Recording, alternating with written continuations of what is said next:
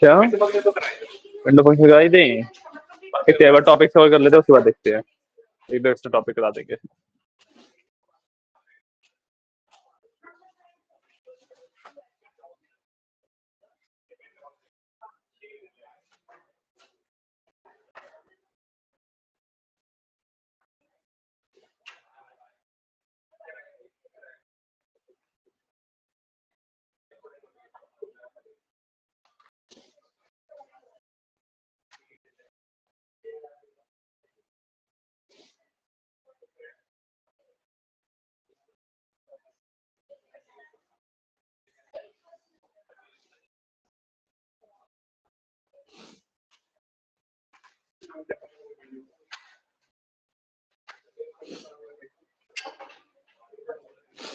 हाँ जी, बोलिए क्या डाउट थे? क्या लिखा है? करवा दिया। चेडे को करवाया था, आप आए नहीं थे क्या? आए थे? हाँ हाँ, ये वाली कमांडर।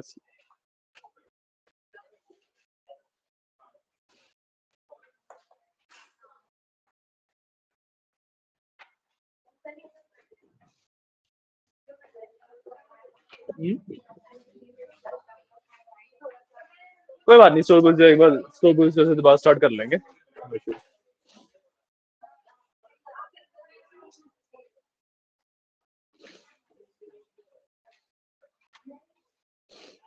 ठीक है, लेट्स डू वन थिंग कि स्टोर्ड प्रोसीजर से दोबारा स्टार्ट कर लेते हैं। ठीक है, एक बार स्टोर्ड प्रोसीजर में काफी लोगों को डाउट्स है, तो वो चीजें क्लियर हो जाएंगी एंड फिर हम आगे बढ़ेंगे।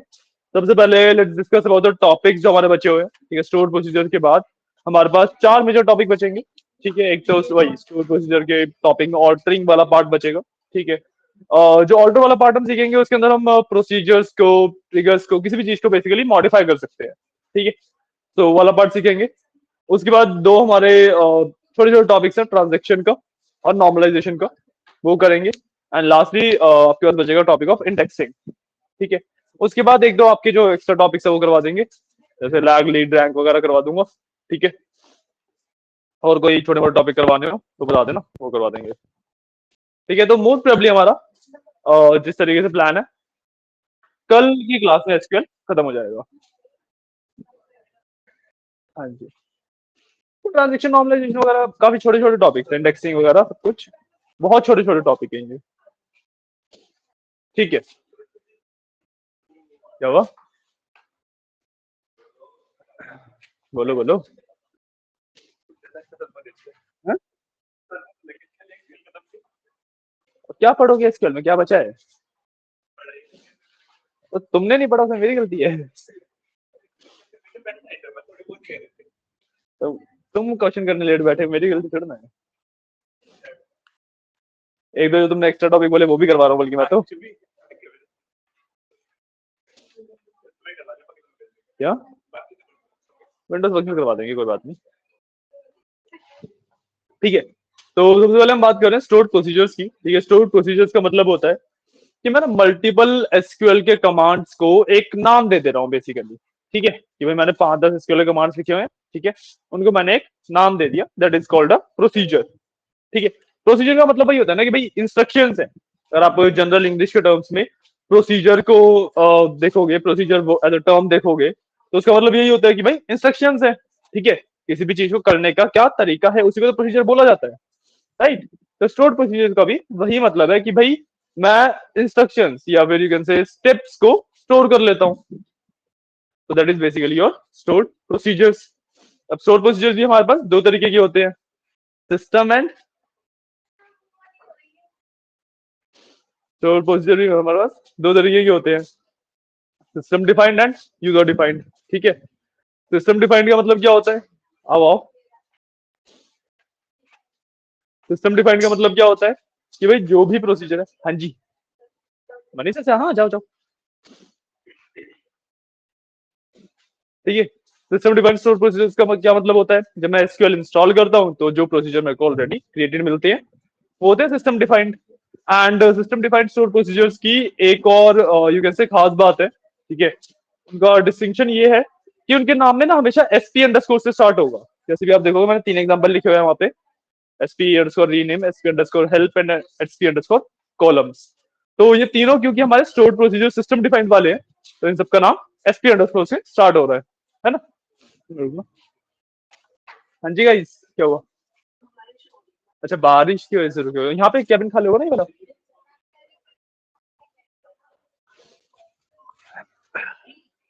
यहाँ पे पीछे बैठ सकते हो ना, इस वाली में भी पीछे बैठ सकते हो, चॉइस योर्स।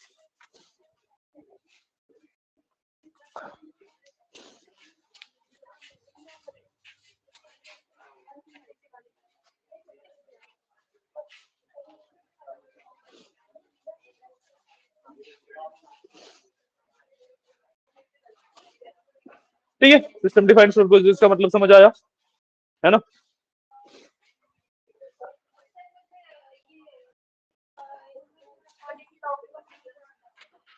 ऑडिट लॉग का टेबल का नाम है, हाँ जी।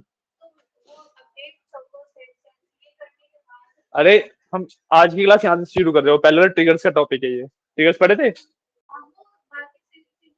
हाँ, ऑडिट लॉग कुछ भी नाम रखा है, कुछ भी, राब्या नाम रख लो अपना, क्या टेबल का नाम। हम्म हम्म, हाँ जी,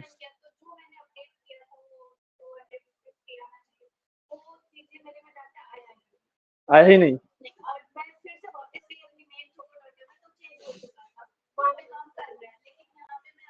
आपने ट्रिगर वगैरह बनाते हुए यूज वगैरह नहीं किया होगा, या तो डेटाबेस को आपने टेबल कहीं और बना रखा है, कुछ तो गड़बड़ की होगी। एक बार चेक कीजिएगा। आपके डेटाबेस के अंदर प्रोग्रामेबिलिटी करके एक फोल्डर होता है, उस, हाँ जी, उस फोल्डर के अंदर ट्रिगर्स का ऑप्शन होता है एंड उसके अंदर आपके ट्रिगर रहते हैं, ठीक है। एग्जीक्यूट, ठीक है। सो ये होते हैं सिस्टम डिफाइंड स्टोर प्रोसीजर्स, ठीक है। आप इन्हें ट्राई कर सकते हो, एसपी अंडरस्कोर रीनेम। देखो वैसे तो सिस्टम डिफाइंड वाले काफी सारे होते हैं हमारे पास, ठीक है, बट मेजरली ये तीन सबसे ज्यादा यूज किए जाते हैं, इन तीनों में से भी रीनेम वाला सबसे ज्यादा यूज किया जाता है, ठीक है। तो रीनेम का मतलब होता है कॉलम्स को रीनेम करने के काम आता है, ठीक है। हेल्प बेसिकली पूरे एक टेबल के बारे में जितनी भी इंफॉर्मेशन एसक्यूएल के पास है वो सारी इंफॉर्मेशन दे देता है, ठीक है।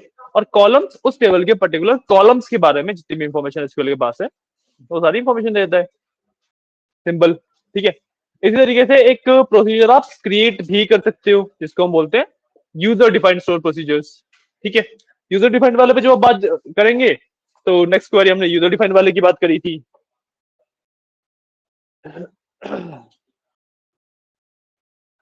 यहाँ पे देखिए बेटर अपडेट के नाम से मैंने एक प्रोसीजर बना रखा है, ठीक है। इसके अंदर मैं कर कुछ भी रहा हूँ, मैं नॉर्मल अपडेट ही कर रहा हूँ, बट मैंने जो इंस्ट्रक्शन दी हुए हैं उसमें 3 कमांड लिखी है। 3 कमांड कौन सी लिखी है कि भाई सबसे पहले जो ऑलरेडी एग्जिस्टिंग वैल्यू है वो दिखाएगा, उसके बाद अपडेट करेगा, और अपडेट करने के बाद जो न्यू अपडेटेड वैल्यू है वो भी दिखाएगा, ताकि हमें यू कैन से एक विजुअल चेंज दिखे कि हाँ भाई पहले डेटा ये था, अब अपडेट होने के बाद ये हो गया है, ठीक है। तो वही है सिंपल सा कंसेप्ट। क्वेरी तो आई कैस समझ आ ही रही होगी, क्वेरी में कोई डाउट? क्वेरी में कोई डाउट है? क्वेरी पढ़ लो एक बार, कोई भी वर्ड कुछ भी कंटेंट समझ ना आए तो बताना। सर आपने देखिए सैटरडे की रिकॉर्डिंग नहीं भेजी। सैटरडे की रिकॉर्डिंग यूट्यूब पे जा चुकी है। पता नहीं मेरे कौन जी? क्या वो? मेरे को पता ही नहीं था, मेरे पिछले कुछ कॉन्सेप्ट्स वगैरह उसी चक्कर में रह रखे। मैंने आपको ग्रुप में भी मैसेज वगैरह डाला था। यार मैं मैं एक्चुअली ना सोचा कुछ ब्रिज देख, वगैरह। मैं नहीं नहीं, थोड़ा मैं बाहर था तो लैपटॉप वगैरह था नहीं मेरे पास, अच्छा, वैसे मैं भेज नहीं पाया। ओके। हाँ अभी जी। अपन कौन से टॉपिक पे पहुंच गए हैं? अभी हम स्टोर प्रोसीजर को एक बार रिपीट कर रहे हैं क्योंकि काफी सारे बच्चों को काफी सारी दिक्कतें आती है उसमें। तो फिर आपने उस लास्ट क्लास में क्या क्या करवाया था?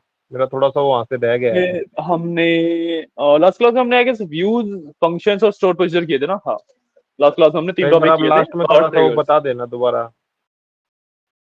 वो तो काफी बड़े बड़े टॉपिक हैं, पूरा बताना पाना तो पॉसिबल नहीं हो पाएगा। आप लास्ट क्लास में आए नहीं थे? नहीं नहीं, उस दिन मैं घर था तो मैंने ऑनलाइन देखी थी, फिर बीच में हो गया था, फिर रिकॉर्डिंग मिली नहीं थी। अच्छा अच्छा, रिकॉर्डिंग नहीं, अभी रिकॉर्डिंग यूट्यूब पे है। अब रिकॉर्डिंग में एक बार जाके देखना, कुछ नहीं समझ आता है तो फिर डाउट्स में ले लो, कोई इशू नहीं है इसमें। Okay okay. फिर पूरी क्लास रिपीट करवाना थोड़ा सा मुश्किल हो जाएगा ना। नहीं नहीं, ठीक है, ऑफलाइन में ऑलरेडी हम डाउट ले लेना फिर। हाँ हाँ, आप डाउट ले लेना ठीक। क्योंकि स्टोर प्रोसीजर वाला टॉपिक ऑलरेडी रिपीट कर ही रहे हैं। Okay okay. हाँ जी, ठीक है। समझ आया स्टोर प्रोसीजर किस तरीके से बनाया गया है, क्वेरी क्या है एग्जैक्टली, एक एक लाइन का मतलब क्या है, क्लियर हुई हैं चीजें?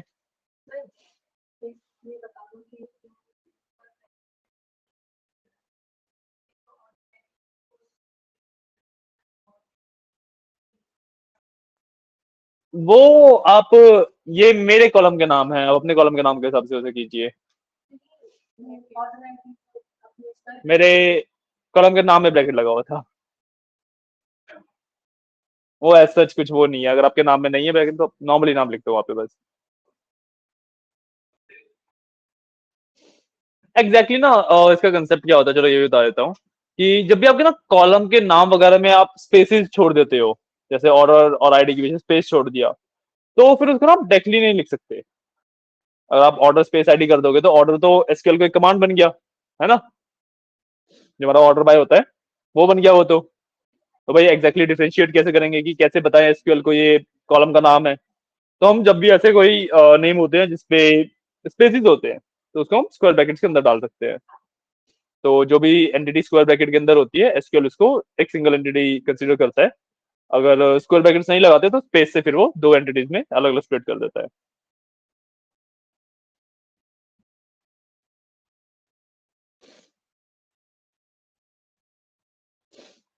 क्लियर हुआ? बड़े आगे, बड़े आगे, ठीक है। यहाँ पे बस नीचे मैंने अपना उसी को टेस्ट कर लिया था कि भाई एग्जीक्यूट हो रहा है बेटर अपडेट वगैरह सही से, ठीक है। यहाँ पे मैंने एक ट्रिगर और बनाया था, ठीक है, जिसमें जब भी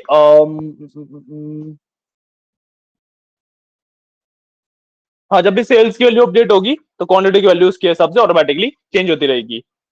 तो ये अगर कोड देखना है तो आप ये भी देख सकते हैं, this is basically the code for that, ठीक है। ये बस एक एग्जांपल के तौर पे था, मे बी कोई क्वेश्चन हमने सॉल्व किया होगा या किस तो किया होगा, ठीक है। ट्रिगर्स की एक क्वेरी है ये, आप इसको गो थ्रू कर सकते हो।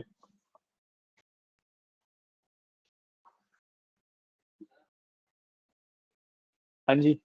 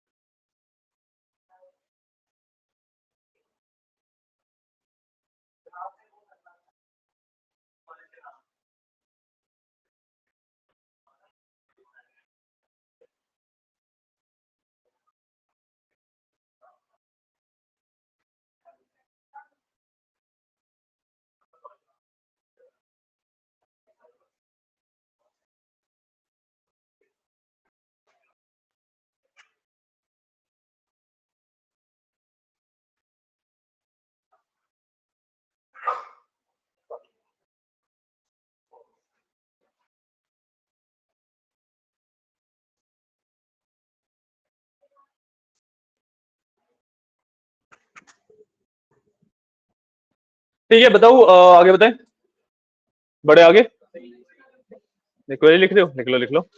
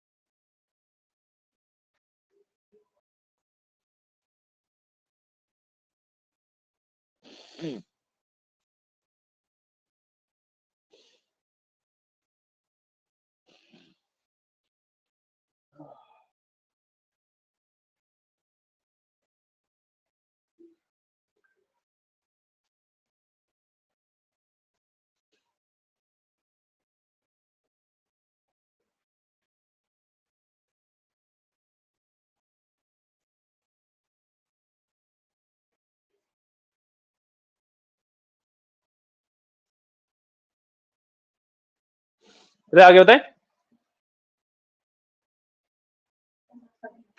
हाँ थोड़ा रह गया है, करो करो।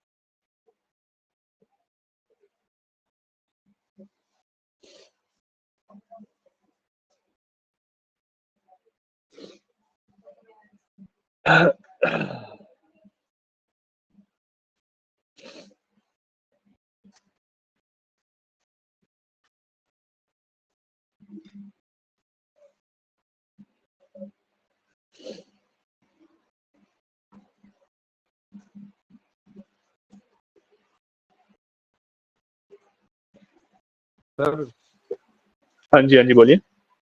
मैं ये बोल रहा था कि अभी आप जो फिगर करवा रहे हो तो मेरा पीछे का थोड़ा बहुत कुछ रह रखा है, तो उसमें से ऐसा हाँ तो हाँ, कुछ अपन ने क्वेरी वगैरह नहीं लिखवाई थी कि मैं इसको डायरेक्ट अभी लिखूंगा तो पीछे वाले में कुछ मतलब ये रन ना हो। नहीं नहीं नहीं ऐसा कुछ नहीं था, इसको आप अभी बना के अभी अपडेट कर सकते हैं, अभी लिख सकते हैं। चलो ठीक है फिर। हाँ जी।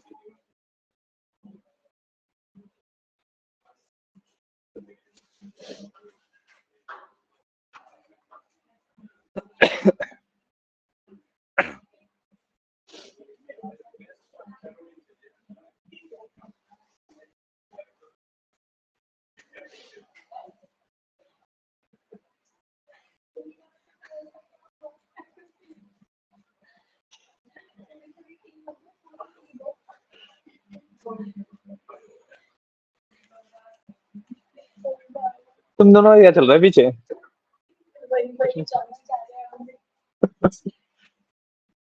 कोई लिख रही है सोनी आपने?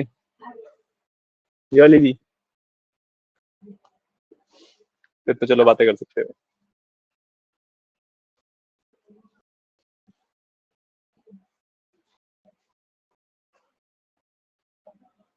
क्या हुआ?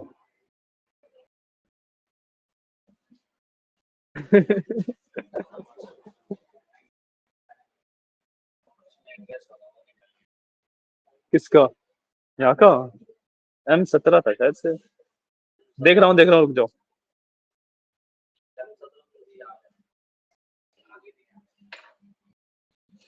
M17 sector 14 all DLF Gurgaon ये।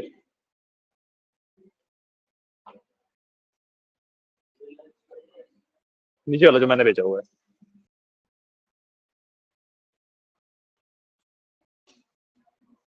लिख लिया गया सबने? किसका रह गया? राबा का रह गया लग रहा है। पीछे हो गया। विकास हो गया ऑलमोस्ट। हो गया।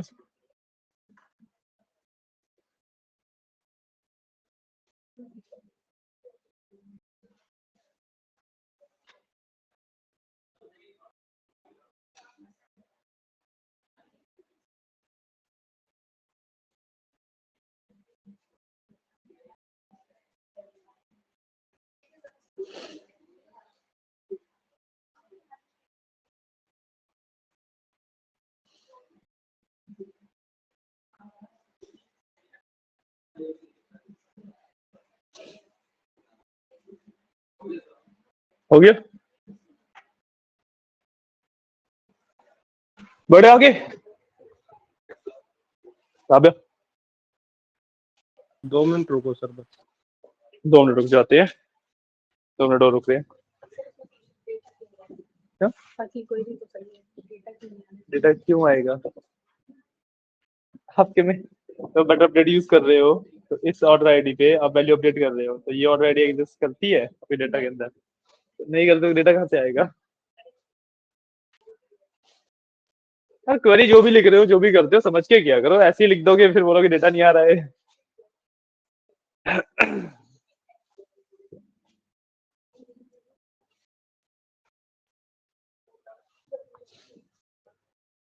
क्या लगा तो है, चलेंगे अभी 4। कोई बात नहीं।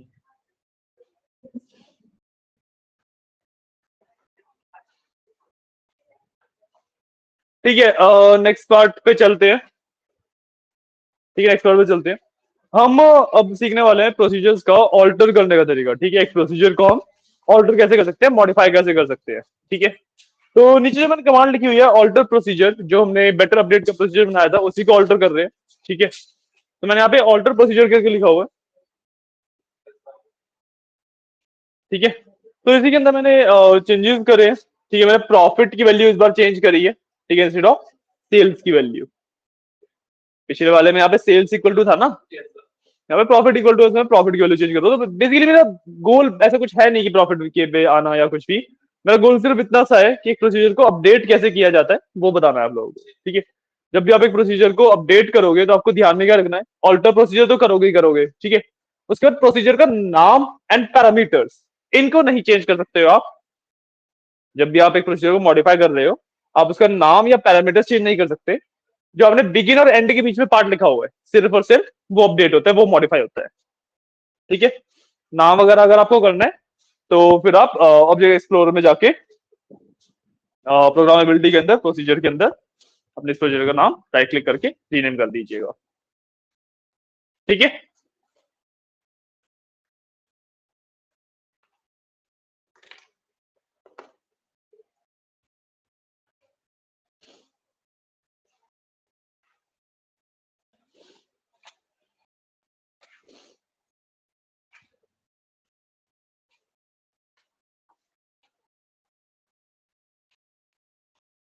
बात समझ आइए ना, simple.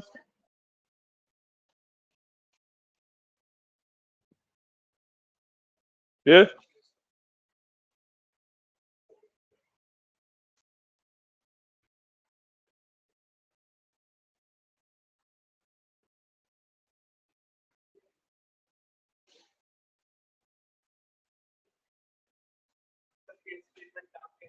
Sorry, case case statement का मतलब होता है कि जैसे मल्टीपल इफ लगाने होते हैं ना, नेस्टेड इफ होता है जैसे, उसको रिप्लेस करने के लिए स्विच केस होता है ना जो। हाँ, केस स्टेटमेंट बिल्कुल भी काम का नहीं है। इफ वगैरह भी बहुत कम ही यूज होते हैं। तो जिस लेवल पे आपको एसक्यूएल का यूज है ना, ऑलरेडी हमने बहुत एक्स्ट्रा पढ़ा हुआ है। करिए पॉइंट, इतना ज्यादा भी आपको इसलिए पढ़ाया जाता है क्योंकि इंटरव्यू वगैरह में जो टॉपिक्स हमने पढ़े हैं, काफी क्वेश्चंस आते हैं इनमें से। एग्जैक्टली exactly, जब आप एज अ डेटा एनालिस्ट कहीं पे वर्क कर रहे हैं तो आप जितना भी हमने सेलेक्ट क्वेरी पढ़ी है, सिर्फ और सिर्फ उसको यूज करते हैं। सेलेक्ट को या फिर उसको और ट्रांजेक्शन को, जो भी हम आगे पढ़ेंगे, इनको यूज करते हैं। बाकी आपको पता होना चाहिए प्रोसीजर वगैरह किस तरीके से यूज किए जा सकते हैं, किस तरीके से नहीं। ठीक है, बट आपको प्रोसीजर वगैरह क्रिएट नहीं करने होते हैं कभी भी।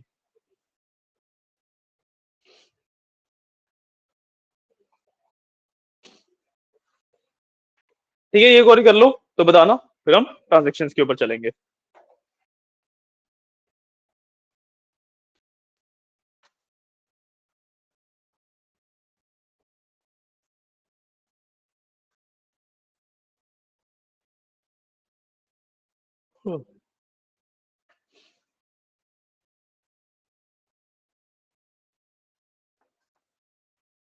बाहर तो काफी अंधेरा हो गया बारिश के चक्कर में।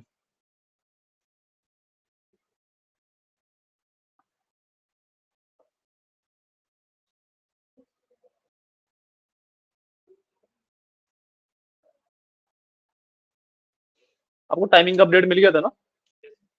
जो आपकी वो वाली प्लेसमेंट वाली क्लास होगी वो 4 से 5 शिफ्ट हो चुकी है। 4 से 5, 2 से 4 आपका टेक्निकल वाला पार्ट आ गया, एंड 4 से 5 आपकी प्लेसमेंट ट्रेनिंग वाला पार्ट गया है। हाँ, टाइमिंग वही रहेगा, बस आगे पीछे शिफ्ट हुआ है। हाँ, बारिश चेक करने जा रहे हो? नहीं, रुकी है, चल रही है अभी भी। हाँ जी। लीड कोड का प्रीमियम यार, इनके वो होते हैं, इवेंट्स वगैरह होते हैं, उसमें मिलते रहते हैं, तो किसी इवेंट में पार्टिसिपेट करके कर सकते हो। MLH के इवेंट्स होते हैं, उसमें लीड कोड का प्रीमियम मिलता है। वैसे तो लाइक क्रैक वाला मेथड नहीं है, क्योंकि लीड कोड के साथ प्रॉब्लम ये है कि लीड कोड पूरा सर्वर साइड है, और सर्वर साइड की चीजें क्रैक कैसे करोगे? क्लाइंट साइड की चीजें तो क्रैक होती है सिर्फ।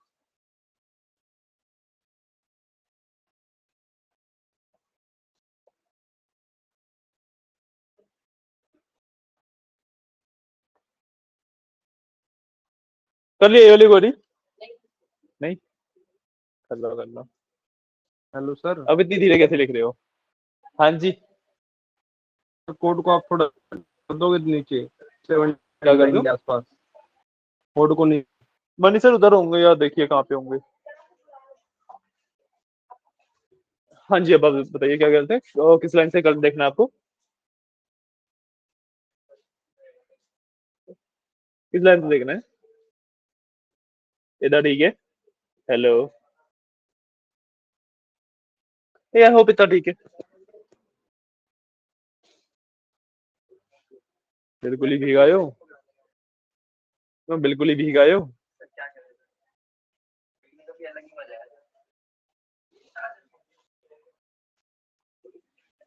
आ जा रही है आपका शायद से। ये लो, वेलकम। कर लिए?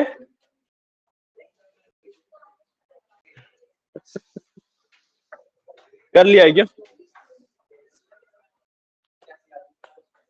अभी तो हम प्रोसीजर्स का पार्ट ही रिपीट कर रहे थे।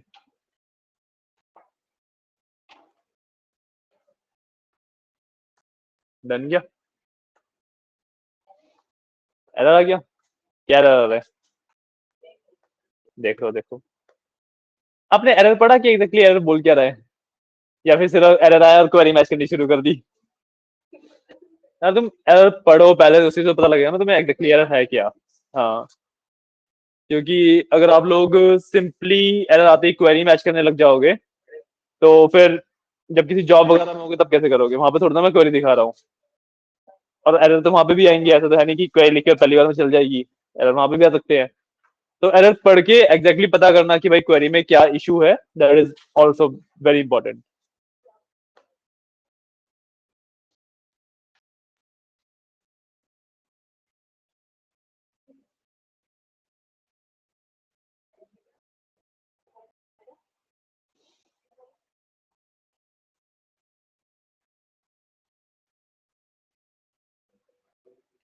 क्या सबने? हुआ क्या सबका? डन, आगे बढ़े।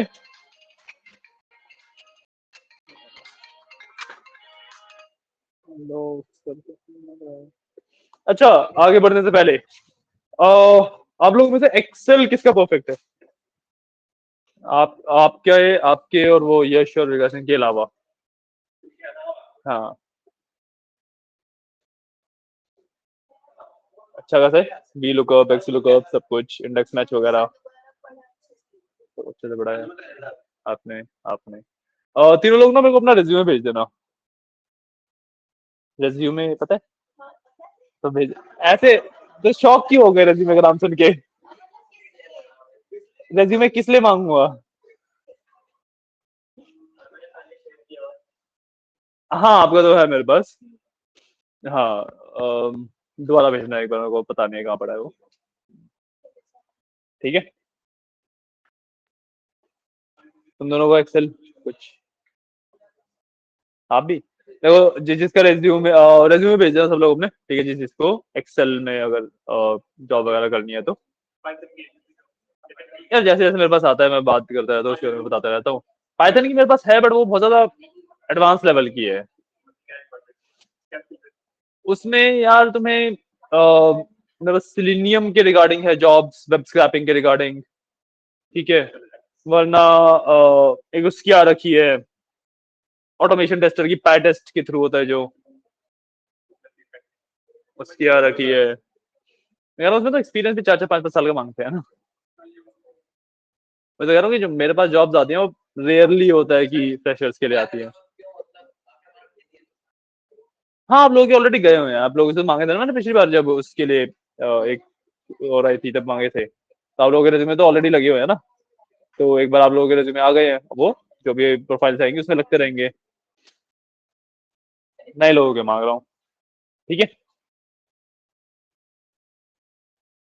फिलहाल एक्सेल पे बढ़िया प्रोफिशिएंसी चाहिए, ठीक है, तो भेज देना मेरे को। या एक काम करना, अभी आप लोग जब क्लास ओवर होगी तो यहाँ पे आलोक सर बैठते हैं। हाँ, जो रिसेप्शन के साथ वाला कैबिन है ना, वहां पे मिल जाएंगे आलोक सर, ठीक है। उनसे एक बार कोऑर्डिनेट कर लेना एंड अपने रेज्यूमे वगैरह सब कुछ उन्हें को शेयर कर देना डायरेक्टली, क्योंकि मैं लूंगा फिर मेरे को भी उन्हें आगे आगे उन्हीं को भेजने हैं, ठीक है। तो बेसिकली वो आपको प्लेसमेंट वगैरह वाला पार्ट मैनेज करेंगे, ठीक है। तो बाकी लोग भी बात कर लेना कि रेज्यूमे दे देते हैं, कहीं आए तो लगवा देंगे, जो भी है बात कर लीजिएगा, ठीक है। ठीक है? आप लोगों की तो दिक्कत नहीं है, आप लोगों का रेज्यूमे मैंने ऑलरेडी भेजा हुआ है, बाकी लोगों के लिए बता रहा हूँ, ठीक है। ठीक है वासु, ठीक है। ठीक है ये बेटर अपडेट वाला पार्ट हुआ, प्रोसीजर को ऑल्टर करना सीखा, राइट। अब इसके बाद हम एक कंसेप्ट के ऊपर आते हैं कॉल्ड ट्रांजैक्शन, ठीक है। अब ना देखो एसक्यूएल के अंदर very from the very beginning, मर गया। तो from the very beginning SQL के अंदर मैंने आपको क्या बताया था कि जो एसक्यूएल है उसके अंदर ना कंट्रोल जेड एग्जिस्ट नहीं करता, उसके अंदर कंट्रोल जेड। बाकी बच्चों को गर्मी में मार हो गए, आ ही रही होगी हवा, आ रही थी ना पंखे की, आ रही है यार, क्या कर रहे हो? Okay coming back to the topic, SQL के अंदर आप लोगों को पहले ही बताया था कि कंट्रोल जेड एग्जिस्ट नहीं करता है। अगर आपने एक बार क्वेरी रन कर दी, उसका जो भी रिजल्ट है, अगर एरर आया तो दैट्स अ डिफरेंट थिंग, आप क्वेरी को दोबारा रन कर सकते हैं। बट अगर एरर नहीं आया और आप बाई चांस आपने लेट्स से 500 करनी थी कहीं पे वैल्यू, आपने 600 कर दिया, 5000 कर दिया, कुछ भी गलती करी, तो आप उसको रिवर्ट नहीं कर सकते थे, राइट, है ना। तो इसी प्रॉब्लम का यू कैन से सॉल्यूशन तो नहीं, बट एक टेम्परेरी सॉल्यूशन है, एक थोड़ा सा मैनुअल पार्ट आ जाता है ट्रांजेक्शन्स में, ठीक है। तो आप लोगों ने गेम्स वगैरह खेली हैं सबने, कोई ना कोई तो गेम्स खेली होंगी बचपन में, मारियो तो खेली होगी, मारियो गेम, मारियो नहीं पता, सुपर मारियो, अच्छा कॉन्ट्रा मारियो, हाँ। तो अरे कोई तो गेम खेली होगी ना, कोई सी भी खेली हो, ठीक है। नहीं वो तुम्हारी वो फ्री फायर वगैरह की बात नहीं कर रहा, जो proper offline platformer type game हुआ करती थी। तो आपको बेसिकली कंसेप्ट पता होगा, चेक पॉइंट्स होते हैं गेम के अंदर, हेलो पता सर। है चेक पॉइंट्स का मतलब? हाँ जी हाँ जी। मेरा ट्रिगर वाला जो है क्वेरी वो तो रन हो गया है, बट उसके जो ओके, ये बाद वाली क्वेरी है ये सब नहीं चल रही मेरी। ये एक्सी बाद वाली बेटर कौन सी? अपडेट 5, ये वो एक्सी नहीं चल बेटर रही, अपडेट 5 क्या कर रहा है? नहीं। अभी बताता हूँ, एक सेकंड ब्रो। मेरे को लग रहा है कि इसमें कुछ पीछे करना हुआ इसलिए। नहीं नहीं, पीछे इसमें लिख वाली रखा है चीज नहीं है। Could not find stored procedure. Better update आपने ये वाला किया है। हाँ अच्छा हाँ, ये तो नहीं चलेगा, ये वाली नहीं चलेगी आपकी। आपका ट्रिगर वाली क्वेरी हाँ बोली थी, ये वाली चलेगी, सिर्फ इतनी चलेगी। हाँ हाँ, ये ट्रिगर ये वाले नहीं तो चलेंगे, चलेगी। इससे नीचे वाले नहीं नहीं नहीं, ये चलेंगे। नहीं चलेगी। हाँ, ये इस वाले के लिए पीछे हमें काफी सारी क्वेरीज है, वो सब रन करनी पड़ती है। ये नहीं चलेगी, ना तो ही एक ये बार ये ऑटो लास्ट वाली क्लास की चलेगी। क्वेरीज कॉपी पेस्ट करके भेज दोगे ग्रुप में? लास्ट क्वेरीज कौन सी? अच्छा वो, मैं एक मैं बार आपको एक आज बार या बताता कल में, हूँ। नहीं नहीं नहीं, आई एम सेइंग कि आज या कल में हम एक बार खत्म ही कर लेंगे, और उसके बाद मैं पूरी पूरी की पूरी फाइल ही भेज दूंगा आपको। चलो ठीक है फिर, हाँ। हम्म, क्योंकि मेरे तो पास गोइंग बैक टू, पीपीसीटी फंक्शन तक ही है। हाँ कह दे रहा हूँ कि अभी एक दो दिन कल मैं मोस्ट प्रोबेबली आपको पूरी फाइल ही भेज दूंगा। ओके। हाँ जी। ठीक है। तो वी आर टॉकिंग अबाउट कि गेम्स के अंदर सेव पॉइंट, चेक पॉइंट्स होते हैं। ठीक है, चेक पॉइंट्स का बेसिक मतलब क्या होता है कि भाई there is a level, and आपने उस चेक पॉइंट को और क्रॉस किया, और बाई चांस आगे जाके आप हार जाते हो, तो instead of starting from the very beginning आपको चेक पॉइंट से स्टार्ट करना होगा, है ना। ट्रांजेक्शन भी कुछ इसी तरीके से वर्क करते हैं। ठीक है, ट्रांजेक्शन भी चेक पॉइंट की तरह वर्क करते हैं। ठीक है, तो यहाँ पे देखो मैंने कुछ कमांड से किए हुए हैं। ठीक है, इसमें ना हमारे पास जो सबसे इनिशियल कमांड होता है, मान लो आपको कोई डेटा अपडेट करना है या इंसर्ट करना है या कुछ भी क्वेरीज रन करनी है। ठीक है, तो आप क्या करोगे, एक ना सबसे पहले कमांड रन कर दोगे, बिगिन ट्रांजेक्शन। ठीक है, अब बिगिन ट्रांजेक्शन से क्या होगा, उस टाइम पे आपका डेटाबेस जिस भी स्टेट में होगा, जैसा भी डेटाबेस बना हुआ होगा आपका, वो एक स्नैपशॉट बेसिकली सेव हो जाएगा वो एक तरीके से। बेसिकली आप आपके प्रोसेस के अंदर वहां पे आपको मिल गया एक चेक पॉइंट। ठीक है, अब आपने आगे बढ़े, आपने कुछ डेटा डिलीट किया, कुछ इंसर्ट किया, कुछ अपडेट किया, कुछ भी किया, ड्रॉप किया, कुछ भी। ठीक है, मान लो आपकी किसी कमांड में कोई गलती हो गई, है ना, तो आप कर सकते हो रोल बैक। रोल बैक का मतलब है कि भाई जो लास्ट मेरा चेक पॉइंट था, वहां पे मेरे को ले जाओ। बात समझ आ रही है? बात समझ आ रही है? अब ऐसा नहीं है कि आप एक बार बिगिन ट्रांजेक्शन करने के बाद आपने 5 कमांड रन किए और लास्ट वाले में कोई गलती है तो आप सोचो कि भाई फोर्थ कमांड तक आ जाए, ऐसे नहीं होगा। जहां पे आपने ट्रांजेक्शन को स्टार्ट किया था, आप हमेशा वहीं पे जाओगे। बिल्कुल। तो इट इज, इसको यूज कैसे किया जाता है एग्जैक्टली, कि जब भी मेरे को इंसर्ट करना होता है, अपडेट करना होता है, डिलीट करना होता है, ड्रॉप करना होता है, जो भी ऐसे कमांड्स हैं जो कि मेरे डेटाबेस को मॉडिफाई कर रहे हैं, ठीक है, उनको हमेशा मैं ट्रांजेक्शन के अंदर रैप कर देता हूँ। ट्रांजेक्शन के अंदर रैप करने का मतलब क्या होता है कि भाई उन कमांड्स को रन करने से पहले मैं हमेशा एक ट्रांजेक्शन स्टार्ट कर देता हूँ। ठीक है, अब ना इसके दो, यू कैन से आउटपुट वाला पार्ट दो होते हैं। ठीक है, बिगिन ट्रांजेक्शन के बाद आपने क्वेरी रन करी अपनी, ठीक है, जैसे मैंने यहाँ पे बिगिन ट्रांजेक्शन लिखा था, फिर डिलीट फ्रॉम चोको, मतलब मेरा जो चोको वाला टेबल है वो पूरा खाली हो गया। अब इसके बाद ना मेरे पास दो ऑप्शन होते हैं। भाई देखो, या तो मैं सारे कमांड जितने भी लिखे हैं सब सही करूंगा, या फिर गड़बड़ कर दूंगा कुछ। यही दो चीजें हैं, है ना। इसके अलावा तीसरी तो चीज पॉसिबल है ही नहीं। तो हमारे पास दोनों केस के लिए एक एक कमांड है। और मैंने गड़बड़ कर दी तो I will do roll back. Roll back से क्या होगा, मैं जहां पे मैंने ट्रांजेक्शन स्टार्ट किया था उस टाइम पे डेटाबेस जैसा था वैसा का वैसा दोबारा हो जाएगा। ठीक है, बट अगर मैंने कोई गड़बड़ नहीं करी और सब कुछ सही सही किया है, तो मैं करता हूं कमिट, मतलब जो ट्रांजेक्शन मैंने स्टार्ट किया था उसे एंड कर दे रहा हूं, जो भी मैंने चेक पॉइंट सेव किया हुआ था उसको बंद कर रहा हूं। ठीक है, बात समझ आई? बेसिकली हाँ। ठीक है, इतनी बात समझ आई है? सॉरी, हाँ, परमानेंट करने के लिए बेसिकली जो भी ट्रांजेक्शन स्टार्ट करने के बाद आप चेंजेस कर रहे होते हो ना, वो सब टेम्परेरी होते हैं, इसी वजह से आप रोल बैक कर पाते हो। और कमिट करने से जितने भी चेंजेस आपने ट्रांजेक्शन स्टार्ट करने के बाद करे हैं वो सारे परमानेंट हो जाते हैं। ठीक है, अब इसके अंदर एक चीज और आपको ध्यान रखनी होती है कि जब भी आप एक ट्रांजेक्शन स्टार्ट करोगे उसको हमेशा रोल बैक या कमिट करना ही करना है, और आपके चेंजेस सेव नहीं होंगे, है ना। या तो आपने गड़बड़ करी तो रोल बैक कर लो, अगर गड़बड़ नहीं करी तो कमिट कर देना। ठीक है, वरना जो आप एसएसएस को बंद करके दोबारा स्टार्ट करोगे या फिर आपका जो एसक्यूएल सर्वर है वो रीस्टार्ट होगा, तो चेंजेस चले जाएंगे अगर आपने कमिट नहीं किया होगा। तो कमिट करना इज बेसिकली कंट्रोल एस। ठीक है, ठीक है। और एक ट्रांजेक्शन अगर आपने स्टार्ट करी है, ठीक है, तो उसके अंदर हम ना दूसरी ट्रांजेक्शन स्टार्ट नहीं कर सकते। एक बार में हमेशा एक ही ट्रांजेक्शन स्टार्ट की जाती है। सॉरी, हाँ, कि आपने बिगिन ट्रांजेक्शन किया, आपने एक दो कमांड रन किए, आप सोचो कि भाई एक चेक पॉइंट और बना लूं, मैं दोबारा बिगिन ट्रांजेक्शन कर दूं, तो दोबारा बिगिन ट्रांजेक्शन नहीं कर सकते हैं। आपको पहले वाले ट्रांजेक्शन को क्लोज करना पड़ेगा, तभी आप एक नई ट्रांजेक्शन स्टार्ट कर सकते हो। बात समझ आइए? क्लियर है कंसेप्ट ट्रांजेक्शन का? कोई डाउट? किसी को कोई भी डाउट नहीं? ठीक है, तो तीन ही छोटी छोटी क्वेरीज हैं। अच्छा, इसमें ना कई सारे एसक्यूएल के फ्लेवर्स के अंदर इसमें एक और यू कैन से कमांड आता है ट्रांजेक्शन टीसीएल के पार्ट में, सेव पॉइंट कहा जाता है जिसे।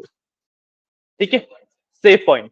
ये आपको शायद से पीएलएसक्यूएल, हाँ पीएलएसक्यूएल में भी मिल जाता है सेव पॉइंट। ठीक है, अगर आप माईएसक्यूएल पे जाते हो, माईएसक्यूएल में I am not sure, but no SQL के अंदर सेव पॉइंट का कमांड मिल जाता है। यहाँ पे आपको सेव पॉइंट का कमांड नहीं मिलता है। ठीक है, तो मैं वो सेव पॉइंट भी बता देता हूँ। ठीक है, सेव पॉइंट का मतलब क्या होता है कि जैसे यहाँ पे क्या हो रहा है कि ट्रांजेक्शन स्टार्ट हुआ, तो उसको एंड करने के दो ही तरीके हैं, मतलब वो एंड ही होगा, या तो मैं रोल बैक करूंगा या फिर कमिट करूंगा। सेव पॉइंट का मतलब होता है कि ट्रांजेक्शन आगे शिफ्ट हो जाएगा। ठीक है, ट्रांजेक्शन आगे शिफ्ट हो जाएगा।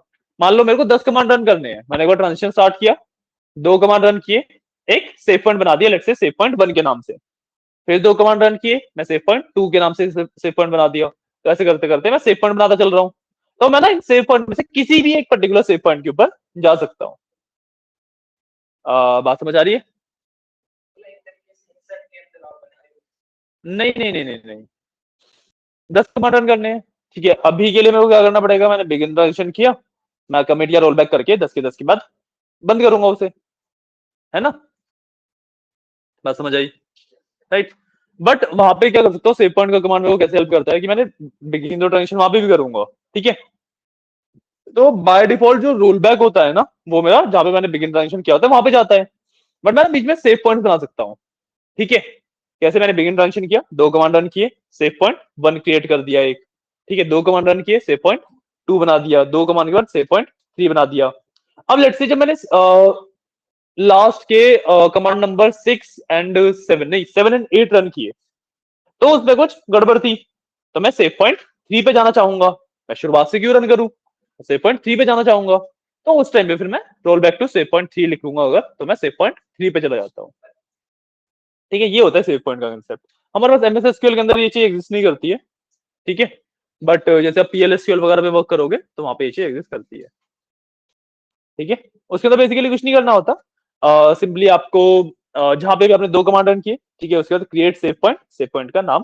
ठीक है, 2 कमांड रन किए, क्रिएट सेव पॉइंट का नाम, और जब भी आपको किसी भी सेव पॉइंट पे जाना है, तो यहाँ पे तो मैंने सिर्फ रोल बैक लिखा है, वहां पे लिखते हैं रोल बैक टू और सेव पॉइंट का नाम, तो उस सेव पॉइंट पे रोल बैक कर जाते हैं हम। कमिट का कंसेप्ट वहां पे भी सेम तरीके से वर्क करता है। ठीक है, ट्रांजेक्शन वाला पार्ट क्लियर है? ट्रांजेक्शन वाला पार्ट क्लियर है? ठीक है, तो ये तो थी आपकी बेसिक, मतलब बेसिक तो नहीं, काफी ज्यादा हमने एसक्यूएल का ऑलमोस्ट सारा ये पार्ट कवर कर लिया। ठीक है, कुछ कुछ चीजें हैं जो इधर उधर से बची हुई हैं। ठीक है, तो सबसे पहले आपको बता देते हैं इंडेक्सिंग का मतलब। ठीक है, इंडेक्सिंग का कंसेप्ट बता देते हैं। इंडेक्सिंग का कंसेप्ट देखो, वैसे जो क्वेरी वाइज अगर आप देखोगे, तो जैसे आप क्रिएट टेबल करते हो, है ना, क्रिएट टेबल, बड़े टेबल का नाम, उसका अपने जो कॉलम्स है वो सब दे दिए। ठीक है, उसके बाद यूजुअली आप इंडेक्स बनाते हो, हर एक टेबल के ऊपर एक इंडेक्स क्रिएट करते हैं। कैसे करते हैं? क्रिएट इंडेक्स, इंडेक्स का नाम ऑन टेबल का नाम, ये होती है आपकी इंडेक्स करने की क्वेरी। ठीक है, सिंपल सी क्वेरी है, समझ आ रहा है? अब समझते हैं एग्जैक्टली इंडेक्सिंग का मतलब क्या होता है। ठीक है, और जब मैं मतलब बताऊंगा तो आपको ऑलरेडी पता लग जाएगा कि उसका यूज केस क्या है। ठीक है,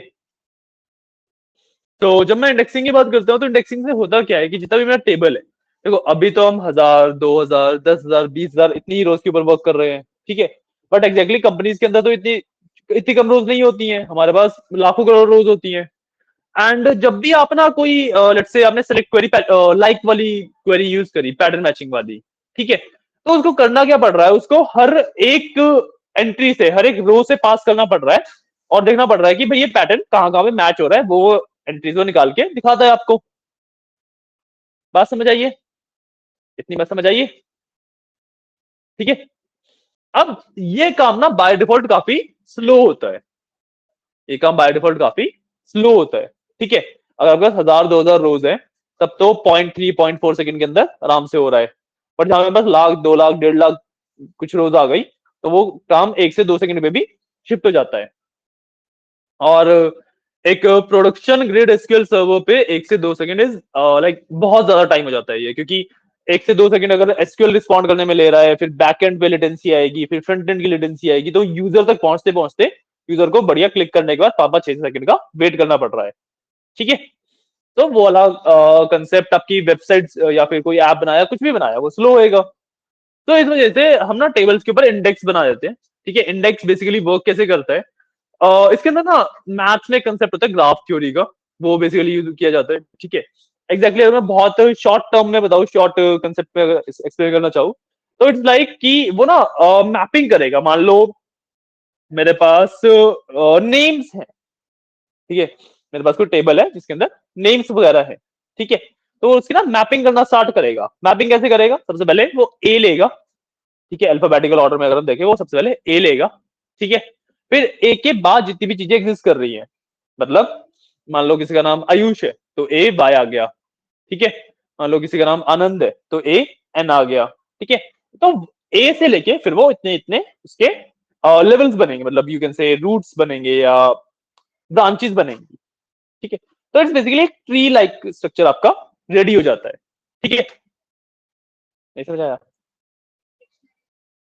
डिक्शनरी जैसा, हाँ हाँ हाँ, डिक्शनरी जैसा कह सकते हो कि डिक्शनरी जैसा कंसेप्ट आपका रेडी हो जाता है।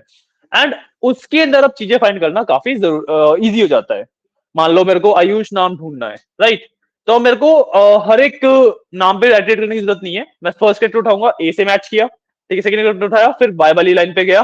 ठीक है, मेरे को बाकियों को देखने की जरूरत ही नहीं पड़ रही है, तो इस वजह से बहुत ज्यादा फास्ट हो जाता है। ठीक है, तो क्रिएट करना बता दिया इंडेक्स, है ना? कोई डाउट्स वगैरह किसी को कुछ?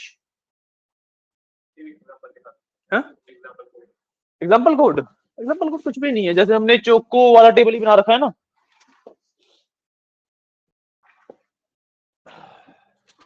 आई कैन सिंपली राइट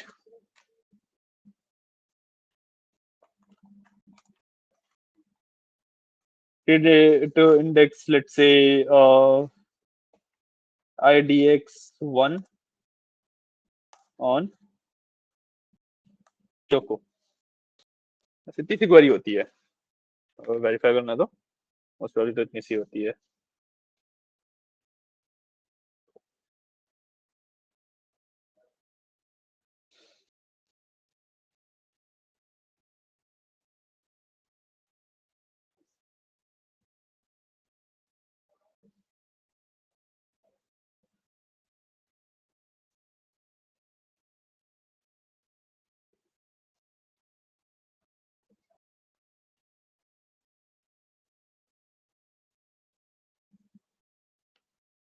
हाँ, इसके बाद वो और आता है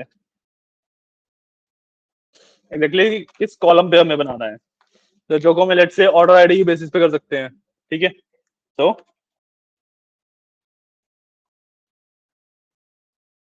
जो भी आपका कॉलम जिस भी तरीके से मैंने लिखा था, मेरे को याद नहीं एग्जैक्टली किस तरीके से लिखा हुआ है मैंने, बट इस तरीके से होता है। ठीक है, कि चोको में ऑर्डर आईडी वाले कॉलम के ऊपर मैंने idx1 के नाम से एक इंडेक्स क्रिएट कर दिया है।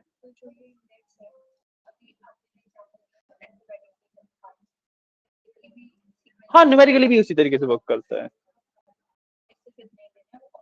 वो। हाँ, बाकी सारी चीजें ऑटोमेटिकली मैनेज होती हैं। एक टेबल बनाने के बाद आप ये कमांड रन कर सकते हो to create an index.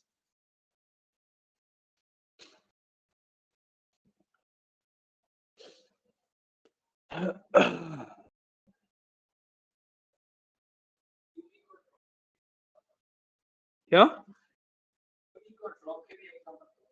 Unique और ड्रॉप? ड्रॉप तो करवाया ही था। ड्रॉप तो ये अच्छा डिलीट किया है। ड्रॉप तो शायद से ऊपर करवाया था मैंने, एक बार और करवा देते हैं।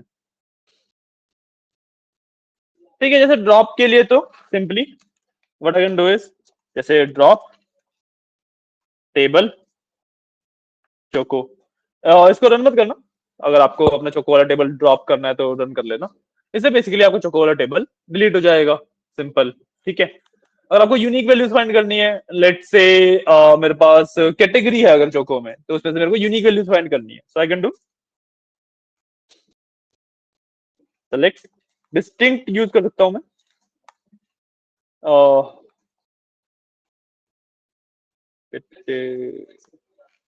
सॉरी, यूनिक इंडेक्सिंग की बात कर रहे हो? सॉरी, यूनिक इंडेक्सिंग दिया मैंने असाइनमेंट में? असाइनमेंट में यूनिक इंडेक्सिंग तो नहीं दिया होगा मैंने। यूनिक इंडेक्सिंग तो काफी अलग चीज हो जाती है। कौन से असाइनमेंट में दिया? फर्स्ट वाले में? फर्स्ट वाले में इंडेक्सिंग दी है?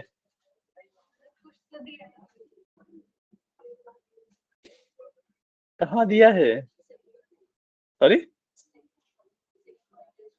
सेकंड पॉइंट पे ही दे दिया है। अरे यूनिक ये वो लिखा है इसके अंदर, ये तो कंस्ट्रेंट है ना।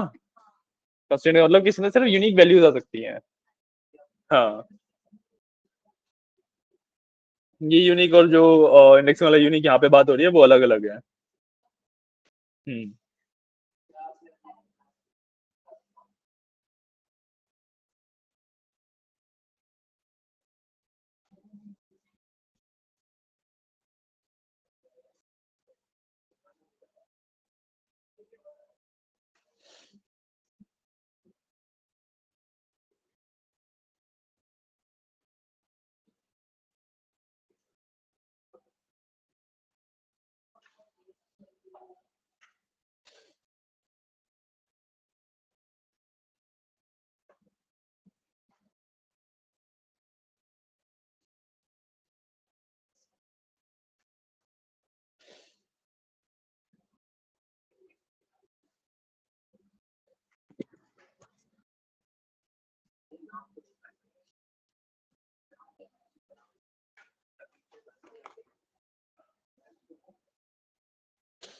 हाँ, क्या था आपका बचा हुआ?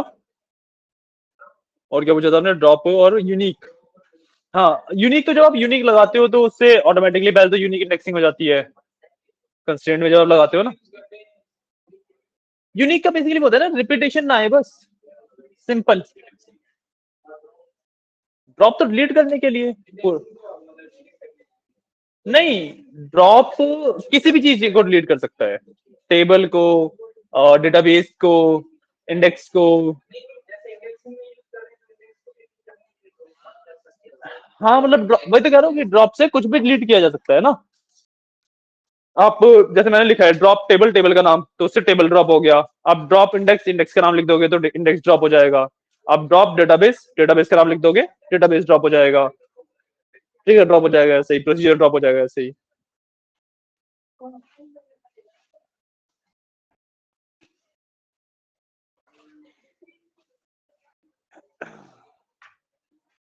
ठीक है, क्लियर? समझ आ रहा है कंसेप्ट? इंडेक्सिंग एग्जैक्टली किस तरीके से वर्क कर रही है। ठीक है, ऊपर के ट्रांजेक्शन वगैरह वगैरह सब कुछ समझ आया ही।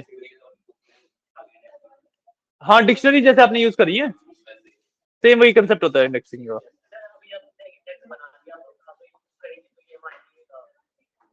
इंडेक्स को आप डायरेक्टली यूज नहीं कर सकते। अब जब भी आप सेलेक्ट क्वेरी यूज करोगे इस टेबल के ऊपर, तो वो कंपैरेटिवली नॉर्मल बिना जब इंडेक्स बनाया होता है उससे फास्ट होगी। सिर्फ ये डिफरेंस होता है। आप एग्जैक्टली इंडेक्स नहीं देखते हो कभी भी, कुछ भी ऐसा कुछ नहीं दिखता है। ठीक है, क्लियर है? जो अपने मेन कंसेप्ट है उसका आखिरी कंसेप्ट पे चले। ये वाली क्वेरीज कर ली, छोटी छोटी क्वेरीज है तो, है ना? ओके, तो हमारे पास लास्ट कंसेप्ट बचता है ऑफ डेटा नॉर्मलाइजेशन। ठीक है, ये पूरा थ्योरेटिकल है। सॉरी,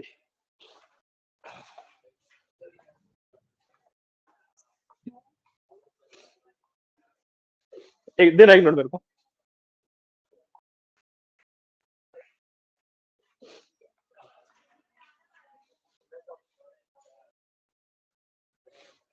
एक बार देख लो, शायद से बारिश रुक गई है। एक बार देख के आना पड़ेगा, कंफर्म नहीं है, बट शायद रुक गई है।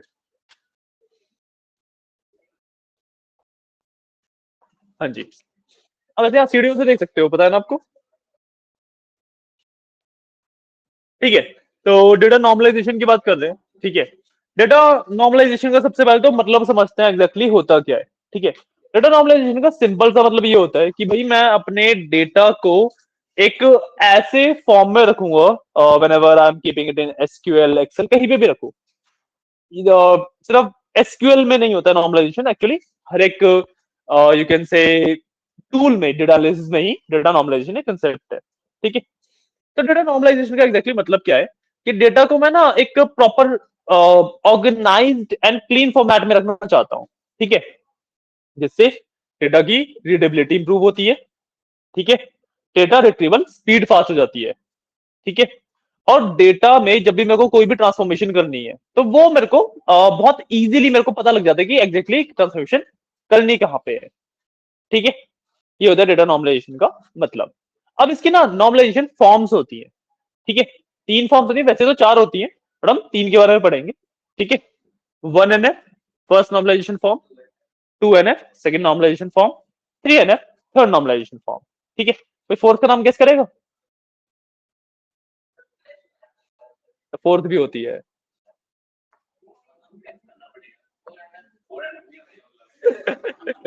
फोर्थ का नाम होता है BCNF।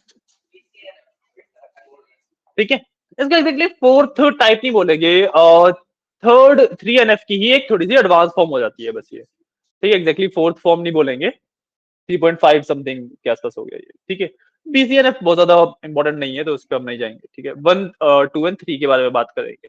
ठीक है, और क्वेरीज वगैरह सबने लिख ली है ना? व्हाइट बोर्ड पे आते हैं अपने। सॉरी, कोई कुछ कह रहा था? 4NF भी एग्जिस्ट करता है, पूछ रहा हूँ, आ गया होगा, देखते हैं।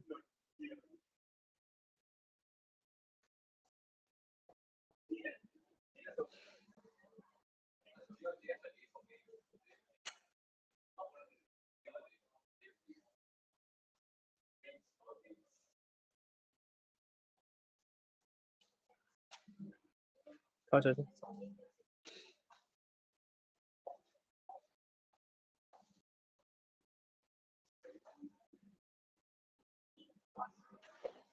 करता है, 4NF भी एग्जिस्ट करता है। 3NF के बाद डेटा ऑलरेडी इतना ज्यादा आपका नॉर्मलाइज हो चुके थे, 4NF पे जाने की वैसे नीड नहीं पड़ती। BCNF पे भी इसीलिए नहीं पढ़ा रहा हूँ क्योंकि BCNF तक जाने की ही नीड नहीं पड़ेगी। ठीक है, तो 1, 2 एंड 3 के बारे में हम सबसे पहले पढ़ लेते हैं। ठीक है, एग्जैक्टली डेटा को नॉर्मलाइज किया कैसे जाता है। ठीक है, जब हम बात करते हैं 1NF की, ठीक है, हम बात करते हैं फर्स्ट नॉर्मलाइजेशन फॉर्म की। तो बेसिकली फर्स्ट नॉर्मलाइजेशन फॉर्म क्या कहती है कि अब मान लो आपके पास कोई सेल है जिसके अंदर इस तरीके से एक आईडी है और यहाँ पे ना 2 एंट्रीज है, जैसे लेट से ये आईडी है एंड ये स्किल का कॉलम है। तो यहाँ पे लेट से पाइथन और एसक्यूएल दोनों लिखा हुआ है, तो ये अलाउड नहीं है, इसको आपको एक को पाइथन रखना होगा और एक को एसक्यूएल करना होगा। बात समझ आ रही है? सिंगल की मल्टीपल वैल्यूज को रिप्रेजेंट नहीं कर सकती है। ठीक है, सिंगल आईडी मल्टीपल वैल्यूज को रिप्रेजेंट नहीं कर सकती। जब आपके डेटा के अंदर कोई भी ऐसी एंट्री नहीं है जिसमें सिंगल वैल्यू मल्टीपल एंट्रीज को रिप्रेजेंट कर रही है, तो आपका बेसिकली डेटा 1NF को सेटिस्फाई कर रहा है। आप बोल सकते हो मेरा डेटा फर्स्ट नॉर्मलाइजेशन फॉर्म में है। बात समझ आइए कि ड्राइंग करिए, इतनी अच्छी समझ नहीं आ रही? पहले वाले में दूसरे वाले में क्या डिफरेंस है? देखो, बेसिकली बोला जाता है,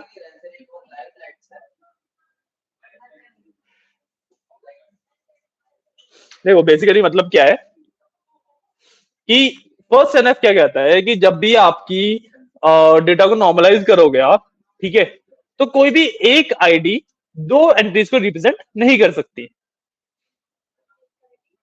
2 एंट्रीज को रिप्रेजेंट नहीं कर सकती। जैसे यहाँ पे मैंने एग्जांपल दिखाया कि यहाँ पे आईडी 1 है और एंट्रीज पाइथन और एसक्यूएल दोनों है इसमें, तो ये चीज गलत है। इसको आपको 1 पे पाइथन, 2 पे एसक्यूएल या इस तरीके से बेसिकली हर एक एंट्री के लिए अलग आईडी रखनी चाहिए।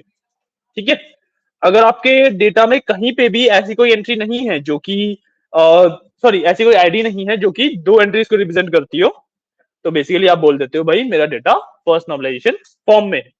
ठीक है, ठीक है, एग्जैक्टली करते कैसे ऐसे पता होगा, क्वेरीज के थ्रू ही करोगे,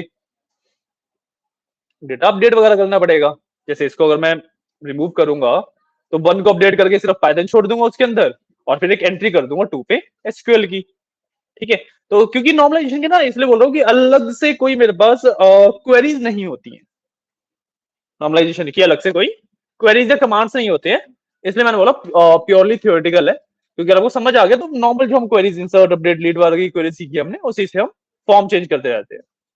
ठीक है, 2NF पे चलते हैं। ठीक है, अब 2NF क्या कहता है? 2NF का बेसिक मतलब होता है कि जब आपका डेटा में लेट्स से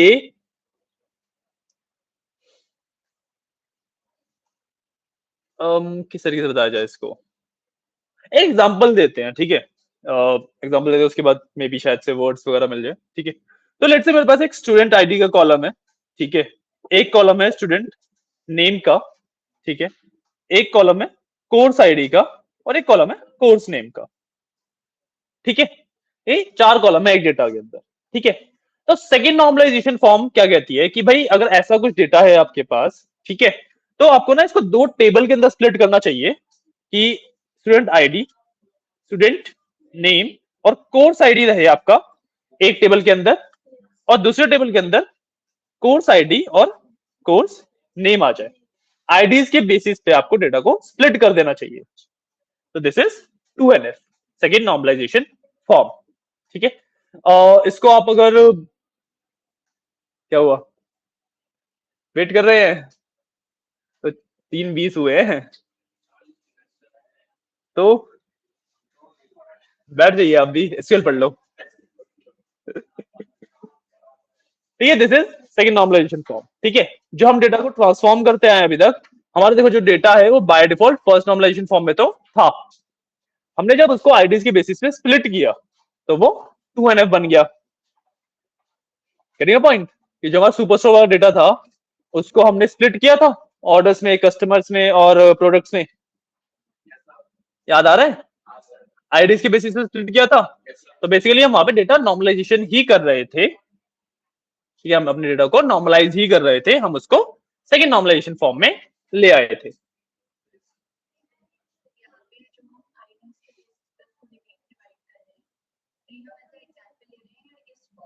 इसी को हाँ आईडीज के बेसिस पे ही होता है। ठीक है, मतलब आईडीज एग्जैक्टली आईडी वाला कॉलम नहीं, कोई भी यूनिक वैल्यू। हाँ हाँ, मतलब एग्जैक्टली आईडी नहीं, क्योंकि यूनिक वैल्यू को भी आईडीज बोल दिया जाता है ना। नहीं नहीं नहीं, ये सारा मैन्युअल काम है। आपको पता होना चाहिए कि 1NF में डेटा कैसे दिखता है, 2NF में डेटा कैसे दिखता है, 3NF में डेटा कैसे दिखता है। हाँ, इसके बेसिस पे आप स्प्लिट कर रहे हो, जैसे डेटा ट्रांसफॉर्मेशन के टाइम पे किया था हमने, याद नहीं है? Import and export wizard. Okay, तो अगर आप वीडियोस वगैरह से गो थ्रू कीजिएगा, समझ आ जाएगा आपको। ठीक है, तो basically this is your second normalisation form. वैसे आप एक्सेल में ये चीज पढ़ोगे, बता रहा हूँ, एक्सेल में चीज पढ़ोगे तो ज्यादा बेटर तरीके से समझ आ जाएगा।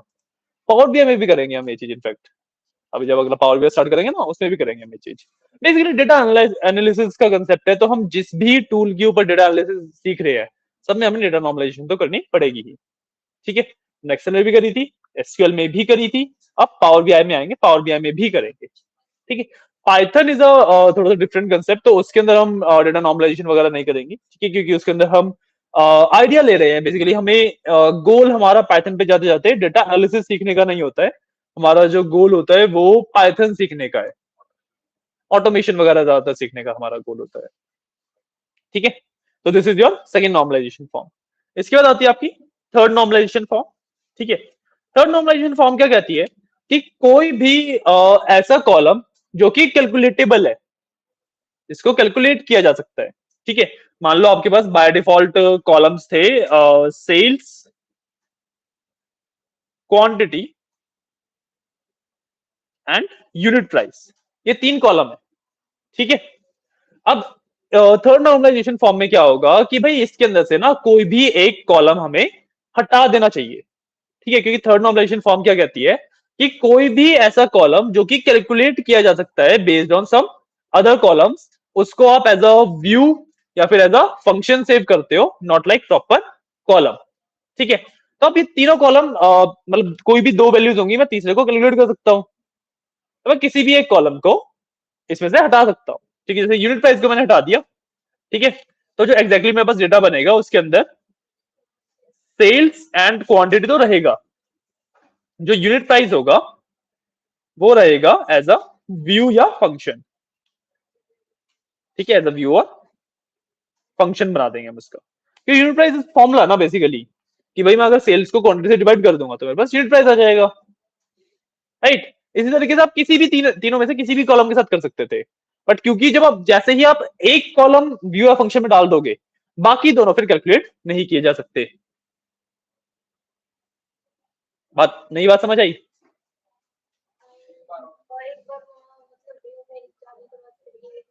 देखो बेसिकली क्या है कि भाई मान लो सेल करी मैंने 200 की, ठीक है, क्वांटिटी दे दी मैंने 10, तो यूनिट प्राइस कितना आया?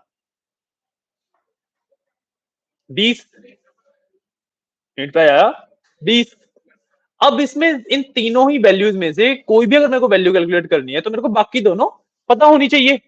अब मेरे को यूनिट प्राइस निकालना है तो मेरे को सेल्स और प्रॉफिट, सेल्स और क्वांटिटी चाहिए, मैंने पी लिखा हुआ है, क्वांटिटी पता होनी चाहिए। ठीक है, अगर मेरे को क्वांटिटी निकालनी है तो सेल्स और यूनिट प्राइस पता होना चाहिए, अगर वो सेल्स निकालनी है तो क्वांटिटी और यूनिट प्राइस पता होना चाहिए। इतनी बात समझ आ रही है? तो जैसे ही मैंने यूनिट प्राइस को एक व्यू बना दिया था, तो अब व्यू बनाने में हुआ क्या कि भाई अब ना एग्जैक्ट वैल्यूज नहीं है मेरे पास यूनिट प्राइस की, मेरे पास सिर्फ एक फॉर्मूला है। मैं क्या सेव करूंगा व्यू के अंदर? मैं सेल्स बाय क्वांटिटी तो सेव करूंगा, व्यू के अंदर सेल्स बाय क्वांटिटी ही तो सेव की जाएगी व्यू के अंदर या फंक्शन के अंदर। नई बात समझ आ रही है? आ रही है ना? तो जैसे ही ये चीज व्यू के अंदर सेव हुई, तो अब तो मेरे पास दो ही डिपेंडेंट बचे ना। अब इन दोनों में से तो किसी को व्यू बना ही नहीं सकता, क्योंकि भाई कैलकुलेट ही कैसे कर पाऊंगा मैं। तो ये हमारा थर्ड नॉर्मलाइजेशन फॉर्म में ऑटोमेटिकली आ जाएगा। बेसिकली थर्ड नॉर्मलाइजेशन फॉर्म का मतलब क्या निकल के आया कि भाई मेरे पास कोई भी ऐसा कॉलम टेबल के अंदर एग्जिस्ट नहीं करना चाहिए जो कि कैलकुलेशन से भी निकाला जा सकता है। ठीक है, जो भी कैलकुलेशन से निकाला जाने वाला कॉलम है उसको हम एज अ व्यू या एज अ फंक्शन सेव करते हैं। सॉरी, डिपेंडेबल कह सकते हो या कैलकुलेटेबल कह सकते हो, टोटली अप टू यू। हाँ समझ आइए? इसको अगर आपको कहीं पे नोट वगैरह करना है तो आप नोट वगैरह कर लीजिए, वरना these are your main topics. ठीक है, इसके लिए यहाँ पे बेसिकली आपका खत्म होता है। कल हम थोड़े थोड़े जो लैग लीड रैंक वगैरह के बोल रहे थे, और भी कोई टॉपिक वगैरह आपको ना समझ आए हो या कुछ भी हो वो ले आना, वो एक बार रिपीट कर लेंगे, और परसों से फिर हम पावर बीआई स्टार्ट कर लेंगे। फिर एक बार रिपीट कर दियो। क्या रिपीट करना है वंश? क्या रिपीट करना है?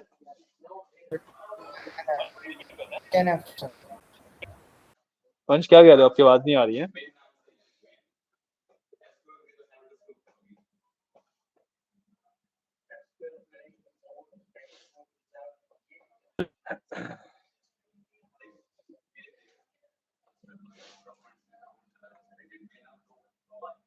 टू एन एफ रिपीट कर दें? टू एन एफ में बेसिकली होता है कि जब भी आपके कोई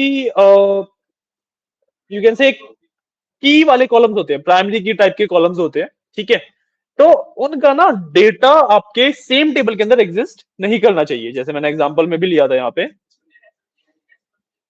जैसे मेरे पास इनिशियली क्या था कि मेरे पास student ID, student name, course ID and course name एक ही टेबल के अंदर था। तो ये 2NF के अंदर अलाउड नहीं होता। 2NF में आपको डेटा को कन्वर्ट करने के लिए basically student ID, student name and course ID इनको अलग करना पड़ेगा, क्योंकि that's how your student ID becomes primary की, कोर्स आईडी बिकम बन जाएगी फॉरेन की। ठीक है, और फिर आपको एक नया टेबल बनाना पड़ेगा जिसके अंदर कोर्स आईडी और कोर्स नेम होगा, उसके अंदर कोर्स आईडी आपकी प्राइमरी की होगी। तो यहाँ पे course ID can be a की, बट कोई की बन नहीं रही है यहाँ पे। तो ये चीज अलाउड नहीं होती बेसिकली 2NF के अंदर। ठीक है वंश? और किसी को कोई और डाउट? Anyone any doubts?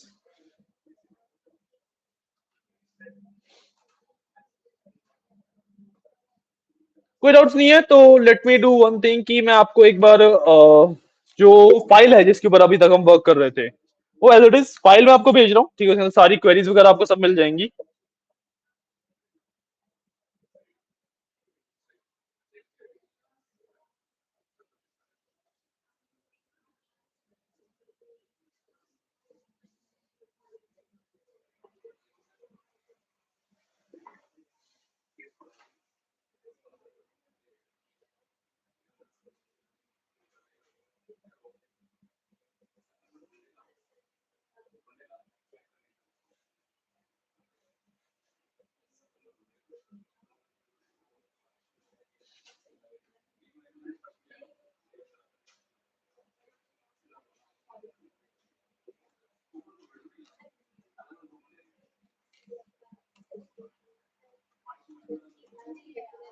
एक मिनट देना मेरे को, अभी मैं सेंड कर रहा हूँ बस, ठीक है।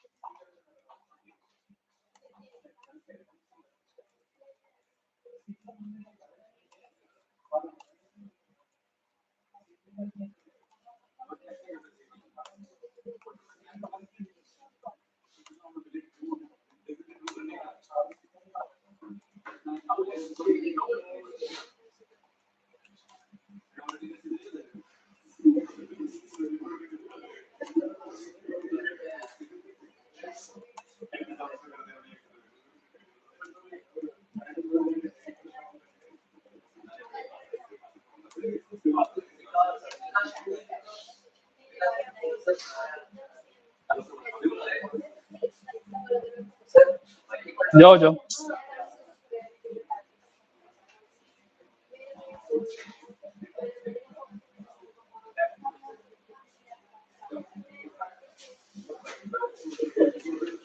हाँ जी, बोलो बोलो। पाइथन का अभी 2 मिनट रुको, मैं वो चीजें कंप्लीट कर दूं फिर बताता हूँ। बैठ जाओ, अभी सीपी बैठ जाओ अभी।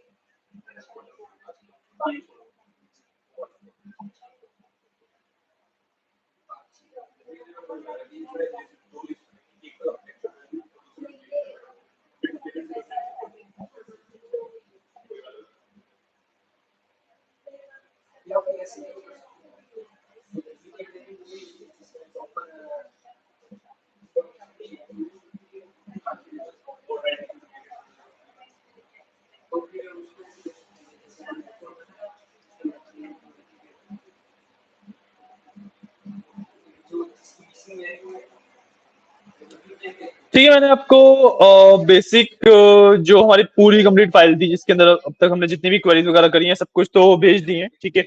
उसके अलावा जो क्वेश्चन 1 वाली फाइल थी वो भी भेज दी है, ठीक है। बाकी रिकॉर्डिंग्स वगैरह तो आपके पास है ही।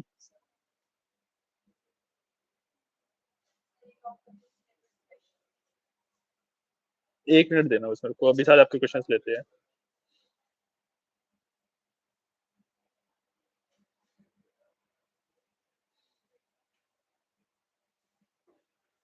ओके, तो that's basically it for the SQL, majority of the SQL part, ठीक है। कल हम एक दो चीजें कर लेंगे, जैसे लैग हीट वगैरह आपको बोला था, और भी कुछ डाउट्स वगैरह हो, कुछ अलग से पूछना हो तो कल की क्लास उसके लिए रखेंगे, ठीक है। एंड परसों से we will start with Power BI. या क्वेश्चन।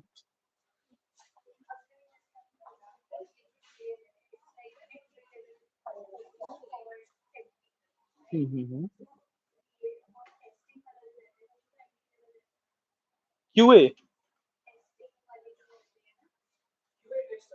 हाँ QA quality assurance, QA QT होता है। हाँ वो कह रहा हूँ, हाँ ये टेस्टिंग वाला रहता है, वो भी एंट्री लेवल रहता है। हाँ जी। डिफरेंस, आप डेटा एनालिस्ट में डेटा को एनालाइज कर रहे हो, क्यूए टेस्टर में बेनिफिशियल। क्यूए टेस्टर में आगे कुछ आपके पास पाथ नहीं है, QA tester is just QA tester. हाँ क्यूए टेस्टर में आप क्यूए टेस्टर में रह जाओगे, अपग्रेड करने के लिए आप डिपेंडेंट स्किल्स कुछ भी नहीं होंगी डेटा एनालिसिस के अंदर। जैसे आप अपग्रेड करते हो तो डेटा एनालिसिस के बेसिस पे आप डेटा साइंस कर सकते हो, डेटा इंजीनियरिंग कर सकते हो, डेटा वाली पूरी फील्ड एआई तक जाती है। तो ये डिफरेंस है। क्यूए के बाद ना ऐसा नहीं है कि आपने क्यूए के बेसिस पे ही कोई एक नई स्किल सीख के तो सारी स्किल मिला के आप अपग्रेड हो गए, ऐसा कुछ नहीं होता। QA testing is QA testing. नहीं, क्यूए टेस्टिंग अपने आप में भी जॉब प्रोफाइल है एक। हाँ हाँ, साइबर सिक्योरिटी का एक पार्ट ही मान सकते हो उसे। हाँ जी, साइबर सिक्योरिटी का एक पार्ट मान सकते हो उसे। हाँ डाउट आता हूँ जाने के लिए बेकरार है। हाँ कंटेंट तो खत्म हो गया, 5 दिन में छुट्टी कर दूंगा। क्या डीबीए? बिल्कुल भी नहीं, डीबीए के लिए तो बहुत ज्यादा पढ़ना पड़ेगा यार। अभी तुम चारों चीजें करके डेटा एनालिसिस में जा सकते हो ना, जिसके लिए पढ़ रहे हो। उसके अलावा तुम पाइथन में अच्छा हो जाओ, पाइथन डेवलपर में जा सकते हो। एसक्यूएल में अच्छा हो जाओ, डीबीए में जा सकते हो। तुम्हें किसी ना किसी चीज का तो फिर पॉलिश करना पड़ेगा ना अपने। पाइथन पॉलिश कर लो। वो डुप्लीकेट आईडी ढूंढनी है। एग्जैक्टली चल क्या रहा है।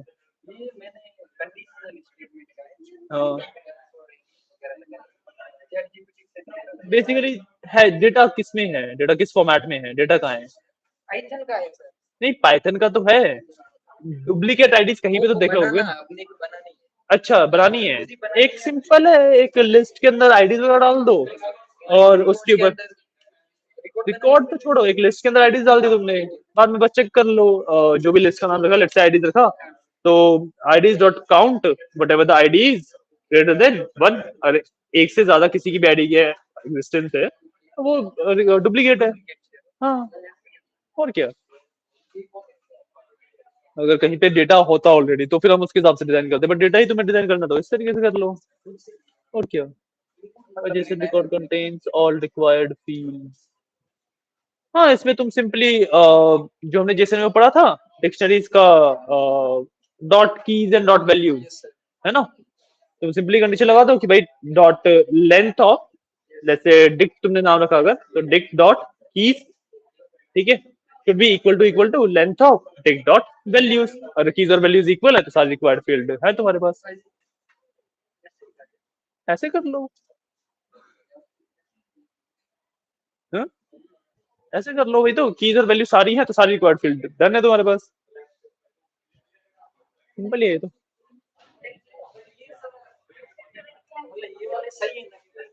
हाँ क्वेश्चन तो ठीक है। हाँ आइडिया अच्छा खासा मिल जाएगा तुम्हें, इससे सही है। बाकी चैट जीपीटी के ज्यादा बेटर है, लीड कोड वगैरह पे चले जाओ तो वहां पे क्वेश्चन ज्यादा बेटर तरीके से मिल जाते हैं। एक बार तुम डीएसए वाला पार्ट कंप्लीट कर लोगे ना, उसके बाद तो तुम्हें करना ही है, मतलब 100-200 क्वेश्चन हैकर रैंक से या लीड कोड से कर ही कर लेना। हाँ हाँ करते रहो करते रहो, जितनी ज्यादा प्रैक्टिस करोगे पैथन में उतने ज्यादा अच्छे होगे। पैथन में सिंपल सा कंसेप्ट ये है। बैकएंड करना क्या है तुम्हें बैकएंड में? अच्छा नॉर्मल बैकएंड डेवलपर, उसके लिए फ्लास्क और जेंगो सीख लो, और क्या लोगे। बाकी तो डिपेंड करता है ना तुम्हें एग्जैक्टली बैकएंड में करना क्या है। ऑटोमेशन के लिए तो सेलेनियम वगैरह यूज होता है। यार बैकएंड में डिपेंड करता है कंपनी टू कंपनी, किसी को एआई का बैकएंड चाहिए, किसी को एक नॉर्मल ऐप का बैकएंड चाहिए, तो सबके लिए अलग अलग बैकएंड डेवलप होगा ना। एक बैकएंड डेवलपर को सारी कुछ आता है। हाँ फ्लास्क और जेंगो मेन है, जिससे तुम्हारा वेबसाइट्स का बैकएंड बनता है basically. Flask is for APIs and Django is for pure backend. वो होता है फास्ट एपीआई।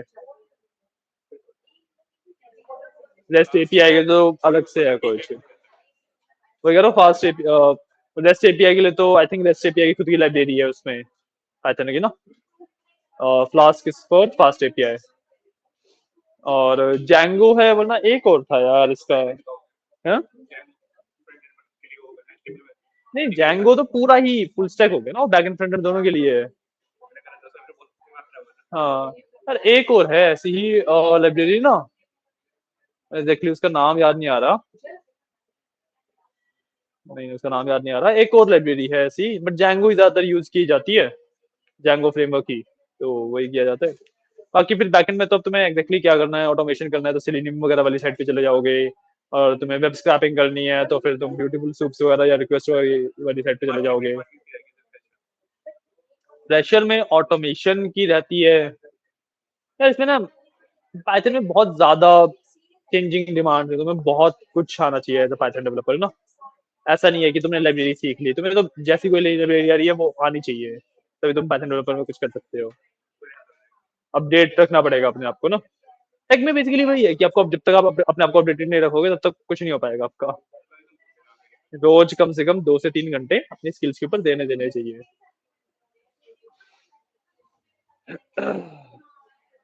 ठीक है, तो आज के लिए इतना ही रखते हैं। ठीक है, हमने एसक्यूएल वाला पार्ट खत्म कर लिया है, कल एक दो चीजें करेंगे, डाउट्स वगैरह वो ले आना। ठीक है, एंड परसों से फिर पावर बीआई स्टार्ट करेंगे। ओके, चलिए, थैंक यू।